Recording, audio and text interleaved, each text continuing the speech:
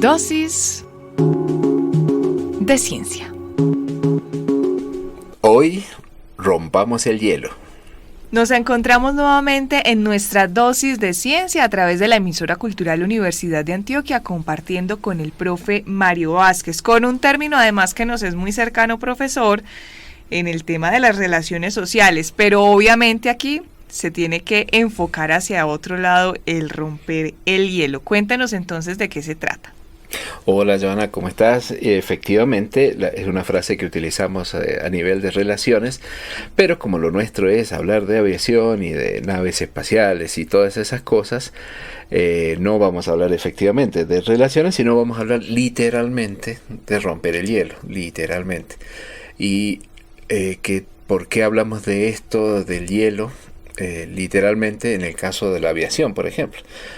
Porque es un problema muy grande que puede ocasionar inclusive catástrofes muy, muy feas, el que se forme hielo, y eso es muy fácil que se forme, particularmente en lo que se conocen las zonas móviles del avión. Es decir, cuando un avión comienza a tener hielo, no solo aumenta su peso, lo cual es complicado, no solo se altera la aerodinámica del avión, de la nave como fue diseñada, porque empieza a tener unas cosas pegadas ahí encima, sino también que se puede alterar, como digo, las partes que se necesita que estén móviles.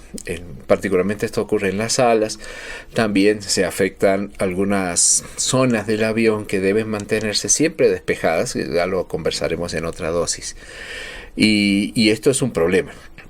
Cuando los aviones, me imagino yo, los primeros, esos simpáticos que siempre traemos a cuento, de los de madera, tela, revoloteaban a la altura de una cometa prácticamente y se caían tan a menudo, esto no que le daban a uno mucha seguridad, pues uno los ve y le genera mucha seguridad. Seguridad de que termina con un yeso, mínimamente. Pero a medida, claro, empieza a desarrollarse la aviación, los aviones vuelan a alturas mayores, y aunque nosotros pensemos que estamos volando en un día soleado, bonito, un cielo azul, sabemos que con la altura, a medida que empezamos a ascender, por ejemplo, dentro de la franja que se conoce como la troposfera, que son los primeros o los 11 kilómetros que están sobre la superficie de la Tierra, se menciona que la temperatura se reduce 0,65 grados por cada 100 metros. Entonces, a medida que subimos, afuera va a ser mucho, mucho frío. Eso no, por sí mismo no garantiza que haya hielo, por supuesto, porque el hielo es agua que se convierte en hielo, pero sí, entonces si hay humedad, eso es un problema. Ahora, ¿cómo se ataca ese problema? Porque no es bueno andar con hielo en el avión.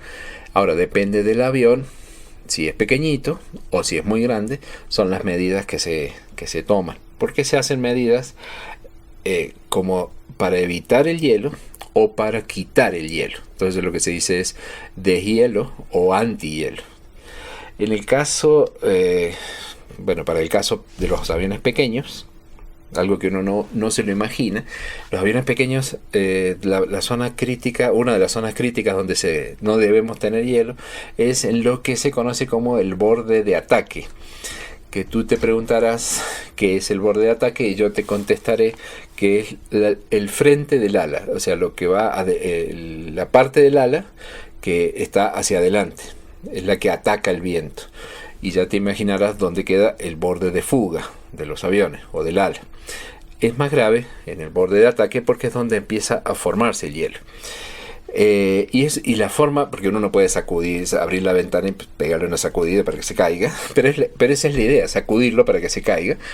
Pero en lugar de tener que salir afuera, lo que se hace es, en los aviones pequeños suelen tener esa zona, el borde, tiene un material de caucho que cuando se activa, se infla. O sea, internamente se envía aire, es como inflar una bomba. Y el hecho pero más resistente para que pueda romper ese hielo. Claro, al estirarse esa superficie, quiebra el hielo y se cae de una forma sencilla.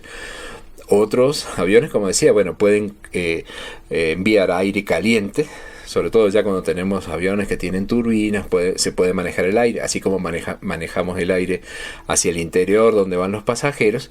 El aire caliente se puede dirigir y es mantener caliente esa zona para evitar que se forme hielo. Eso es como lo más llamativo, lo más típico, porque son las zonas más graves, pero dependiendo, claro, las temperaturas, también se puede formar hielo en el parabrisas, por ejemplo. Entonces también se utilizan distintos sistemas para evitar eso. Y algo que no sé si tal vez sí te ha tocado ver, es que el hielo no solo se forma cuando está volando un avión a cierta altura y pasa por una zona donde hay mucha humedad, sino que también en tierra, el avión paradito, cuando uno se va a subir. No es el caso nuestro en esta región, pero cuando se tratan de aeropuertos que se encuentran en sitios donde hay bajísimas temperaturas, esos crueles inviernos donde hay mucha nieve, obviamente el avión está lleno de hielo porque se ha depositado sobre él, y ahí lo que se hace es se lava el avión de alguna forma, se lo lava con un líquido que permita remover el hielo y que no se forme. Pero sobre todo es removerlo. Entonces, cuando son aviones de estos comerciales que llevan muchos pasajeros, es común que se proceda a esa quitada de hielo a través de unos chorros que se envían a presión desde varios sitios. Y eso, si uno está sentado adentro, empieza a ver que le lavan toda la parte de afuera, las ventanillas, las alas, y ahí es porque se utiliza un líquido que está a cierta temperatura y tiene unos compuestos químicos que permiten o ayudan a evitar que se forme rápidamente el hielo. Entonces se crea como una película de hay un compuesto químico que se usa mucho para esto, es el propilenglicol, y se evita que se forme el hielo. Lo importante es que no es por una cuestión estética, sino que el avión fue diseñado para volar sin hielo. Y cuando esto no funciona, es muy grave para sostener el avión en el aire. Por ejemplo, se menciona que una capita pequeñita de 3 a 5 milímetros de hielo que tenga en el ala, cuando un avión se va a levantar, reduce en un 30% su capacidad de levantarse. Una capita muy pequeñita, tan delgadita. Una capita tan delgadita. Entonces es importante, por todos estos casos, realmente romper el hielo o evitar que se forme el hielo. Y ese producto que usted nos menciona, profe Mario Vázquez, que se usa para los aviones, ¿también hace parte de la industria, por ejemplo, automotriz? Porque uno también ve videos de los carros en otros países llenos o cubiertos de hielo y de nieve. Claro, y sería un caso equivalente. En este caso, en el caso de los carros, puedes quitarla manualmente a la nieve, la que queda depositada, pero el vehículo o el motor utiliza agua, por ejemplo, como en el sistema de refrigeración del motor, donde está el radiador. Lo que se conoce como el radiador es agua que circula ahí adentro. Entonces, si uno coloca agua y estás a temperaturas muy por debajo del 0 grados, esa agua se va a congelar, lo cual en el caso de los vehículos genera, y en el caso de las cañerías y todo eso, ruptura de las cañerías. ¿Esto por qué? Porque el hielo tiene mayor densidad que el agua, se hincha y rompe todo. Y ahí es donde se utilizan los aditivos anticongelantes. Y son este tipo de compuestos que en definitiva lo que hacen es reducir el punto de fusión del agua. El agua pura, sabemos, a nivel del mar, a una presión de una atmósfera, se va a congelar a 0 grados Celsius. Si le pongo aditivos, se va a reducir, ya no se va a congelar a 0 grados, sino a temperaturas mucho más bajas. Esa sería como un poco la función del anticongelante, que se puede poner en el motor en esta parte o utilizarlos como líquidos para lavar un avión, por ejemplo. Bueno, me tranquiliza mucho el desarrollo que tuvo este episodio, profe Mario Vázquez, porque yo me imaginaba un asunto muy trágico, el avión rompiendo hielos y rompiendo el hielo, y yo dije, Dios mío, ¿qué nos irá a compartir aquí el profe Mario Vázquez hoy? Pero bueno. Sí, si quieres hablamos de catástrofe, pero era no, dejemos mejor darle así. La parte esta, dejemos así. Dejemos así y vámonos bien con el dato curioso. Atiende, aprende y sorprende. Aquí va el dato curioso. Muy bien, en el caso del dato curioso podríamos hablar, recién estuvimos mencionando algo acerca de los compuestos químicos que se emplean, pero hoy quería mencionar dos palabritas acerca de un hielo famoso, un hielo que se utiliza o que se logró preparar desde hace muchos años, 1835, y que es algo tal vez común o lo hayas visto en algún momento, y es lo que se conoce como el hielo seco. No sé si has tenido oportunidad de toparte con él, por ejemplo, porque es lo que utilizaban, por lo menos anteriormente, hace unos años, los vendedores de helados, para mantener los helados en las neveras y que no se derritan, mantenerlos a baja temperatura, utilizaban hielo seco. Sí, que es una cosa como que uno no le encuentra coherencia cuando se la mencionan, pero como un hielo seco, si eso se va derritiendo, en fin.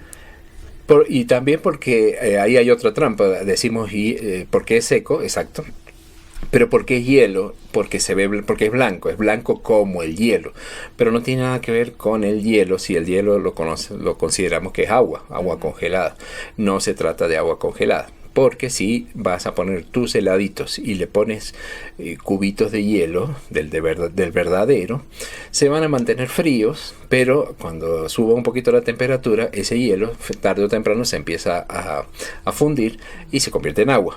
Y tus heladitos van a quedar todos húmedos, todos mojados y no los vas a poder vender. Pero utilizando, por supuesto que este hielo seco no se inventó para los helados, pero tiene muchas aplicaciones, es dióxido de carbono. En realidad el gas dióxido de carbono, cuando se congela, cuando se convierte ese gas a sólido, cuando se lo pasa al estado sólido, eso alcanza temperaturas muy bajas y eso pasaría con cualquier gas, ¿cierto? Que lo congeles y se convierta en sólido. Sin embargo, este gas tiene la particularidad que cuando está sólido, cuando sube la temperatura no pasa a la fase líquida, sino que se evapora. Y esa es la gran ventaja a nivel industrial, porque tienes un sólido que se mantiene a muy baja temperatura y que en todo caso, cuando la temperatura empieza a subir, no se convierte en líquido, sino que directamente pasa a la fase vapor, se sublima. Y por eso también se ven el humito, cuando tienes hielo seco, como que hay humo blanco. Se está pasando a la fase vapor, el dióxido de carbono. Y hablando de aplicaciones, una de las que son más cercanas probablemente es cuando tenemos extintores de fuego a base de dióxido de carbono. Son esos que tienen la idea cuando se activan que liberan una espuma blanca. Sí, o sea, eso eso es el mismo hielo seco. Es el dióxido de carbono que está puesto a mucha presión. Cuando se expande se convierte en pequeños cristales como de sólido, de eso blanco que vemos, y actúa con se aprovechan varias cosas. Primero que no moja, reduce mucho la temperatura, porque el fuego, para que haya fuego se requiere que haya, en algunos casos, que haya oxígeno presente, y además que es bueno reducir la temperatura de lo que se está incendiando, porque eso puede provocar que haya fuego. Entonces reduce la temperatura y remueve el oxígeno, porque al ser otro gas que está reemplazándolo, por eso cuando un fuego se queda sin oxígeno, se apaga. Y no es conductor de la electricidad, o sea, se puede añadir a un fuego eléctrico, no reacciona, es un gas que no reacciona, por lo tanto no va a generar ese inconveniente y no deja residuos, porque tarde o temprano se evapora todo, no deja residuos. No sirve para todos los tipos de fuego, solamente para esos que necesitan oxígeno, ahí sí va a funcionar. Y claro, tampoco es que sea mágico, hay que ser cuidadoso. Si se echa mucho de esto, finalmente lo que estás echando es mucho dióxido de carbono, y si estás desplazando el oxígeno, es muy bueno para que no haya fuego, pero es muy malo para los que necesitamos oxígeno para respirar. Y en este caso, profe Mario Vázquez, que usted nos dice que al principio el hielo seco no se usó para los heladitos, para mantenerlos fríos y sólidos, ¿ese fue el primer uso quizás que se le dio al dióxido de carbono? Pues la primera necesidad a la que respondió, o cómo se llegó a decir utilicemos esto para para enfriar los productos, que es en lo que generalmente uno de manera cotidiana lo ve. Sí, no tengo no me atrevo a afirmarte qué fue lo primero. Lo que pasa que lo mencionaba de alguna forma en tono medio cómico, de que no era pensando en esas neveritas, pero a nivel de, por ejemplo, de la conservación de alimentos, ha sido muy crítico el poder disponer o no de un sistema de refrigeración, porque antiguamente todo lo que era alimentos, a lo sumo, bueno, en algunos sitios se utilizaba hielo directamente para mantener frescos los alimentos, pero en la zona que se podía traer hielo o sacarlo de la calle. Cuando se consigue la tecnología necesaria para producir hielo de manera industrial, hay unas fotos muy antiguas, bonitas, que se ven los carritos repartidores de hielo. Las personas compraban hielo, se acostumbraba a comprar barras de hielo y mantenerlas en un conservadora, digamos. Entonces todo esto para la industria de los alimentos ha sido una cosa muy, muy crítica. Probablemente ha tenido que ver eso, ¿no? La posibilidad de alcanzar muy bajas temperaturas, mucho más bajas que las que podemos tener con una barra de hielo. Bueno, profe Mario Vázquez, como siempre, muchísimas gracias por entregarnos nuestra dosis de ciencia. Muchas gracias a ti.